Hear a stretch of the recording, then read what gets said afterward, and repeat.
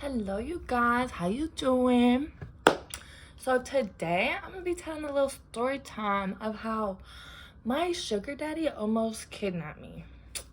So yeah, guys, don't worry, I have not seen him since. He like takes me on every social media, every platform, and I do not answer because that was so scary for real. Like, I do not need money, but you know, being a sugar baby, that could be like a literal like career. Like, that's what you do. And so I thought that was gonna be me. No, it was not. So I met this guy online on a website, and he was not that much older than me. So, and he wanted to be my sugar daddy. And so, you know, like literally he just wanted to like bring me food and like hang out with me. And he was really nice. Like, he did not seem like a sugar daddy. Like, they really just, they're lonely. Like, they usually work so much that they're so lonely and they don't have anyone to talk to. And so he just wanted to buy me food and like bring over food and stuff. And so he would cash at me every time, but then I told him bring cash because I didn't want like all this on my Cash App because they could see stuff, and Cash App can like ban you and block you, all this stuff. And I've just had problems with my mom going through my bank account and being like, oh, why are you spending money? Like, you don't need this. Like, why did you blah, blah, blah. And so I did not want to have to deal with that anymore. I did not want to have to deal with anything really. So I was like, just bring cash. And he was like, okay. And then he comes and, you know, we're hanging out, whatever. He usually will only stay for like an hour and then he would leave. And so he's getting ready to leave. He's like, oh, I forgot to get cash. I'm like, how do you forget? I ask you one thing. How do you forget? So he's like, oh, I forgot cash. But he's like, oh, I forgot cash. And I was like, well, go get it. But I didn't know what to do because I did not want this man to leave and then just leave, you know? So I went with him, and y'all, I was so nervous. I was literally so nervous because like he didn't really speak English that well. And like I have had PTSD basically since well, for a long time, but I don't like riding with other people, especially like if I'm not driving, since I've been in a few car accidents, and the last one I was the passenger and we got in a wreck, and I had to go to the hospital and I had to get 6 stitches, and then I had to have surgery on it, and so all this stuff. Okay, so ever since then I've just been really nervous about riding with people.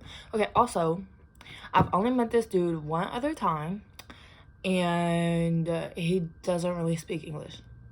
And he's tried to get me to go over to his place before, and I'm like, I don't know, because I just don't trust people. And like, what if he offers me a drink and then like drugs me and kidnaps me forever? So I would never ever go to his house, because you know, you gotta do your research too before you do this stuff. Like, you are supposed to meet in public places and like all this stuff, blah blah blah.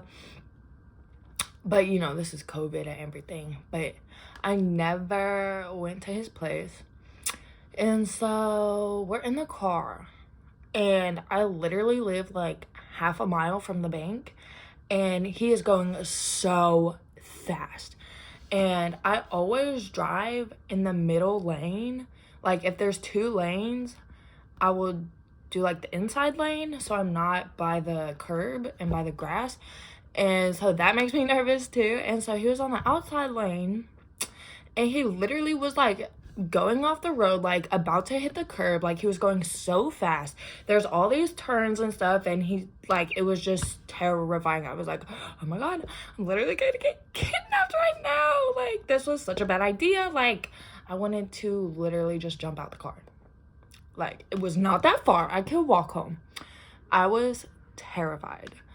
But we just went to the bank, to the ATM, and he got me my money and dropped me back off.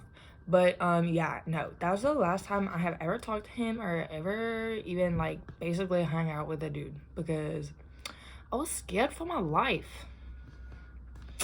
And y'all should not be doing that stuff anyways. Like, I don't know, my family, it's not that I never had a talk like about reproduction and how it works, is that I never had like a female talk on like being safe or respecting yourself and not letting, you know, dudes do whatever they want to you. Because I think it's because like the way I grew up in a really abusive household, and so like I was just used to all of this stuff, so I thought that's how it was supposed to be. I literally thought that was how it was supposed to be. So yeah, it is not, I will tell you that. And I didn't learn that until like, you know, now. Probably because I still will let people do stuff to me that like they're not supposed to do, or that I don't want them to do, you know, like, or stealing from me, and like all kinds of stuff, literally. And so it's like I just really should cut everybody off, but it's hard because then I will have no friends. It's hard because I don't click and I don't vibe with a lot of people, so when I find those people, it's like I will literally, I'm a ride or die, like for real. Yeah, I will never ever leave them. The only time I left a friend, I think only one time, and that was because she slept with my boyfriend. Yeah. And I don't even understand, like, he said it was rape, literally.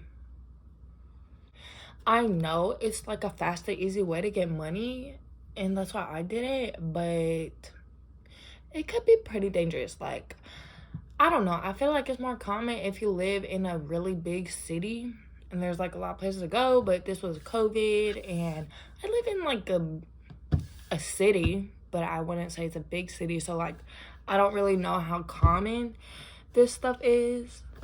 And so I was like, what if these dudes, I don't know, it was just scary. That's all I gotta say, for real. Okay, y'all, thanks for watching. Okay, that's it for this video. Bye.